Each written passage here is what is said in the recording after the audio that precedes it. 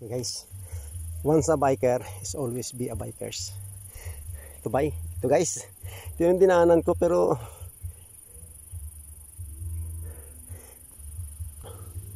yan,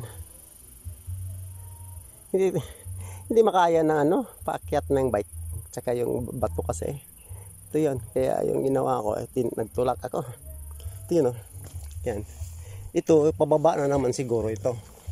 Hindi ko pa alam kung ano doon sa unahan. Yan, napagod yung bike ko. Kaya pahinga muna kaming dalawa. Ito yun, Yan. Talagang masukal. Madamo. Nako. Talaga. Sinurbay ko lang kasi gusto ng mga grupo kong mga taga Iloilo mag-trail sa Anilaw. Sinubukan ko itong trail na to. Napakahirap naman pala. Yan guys.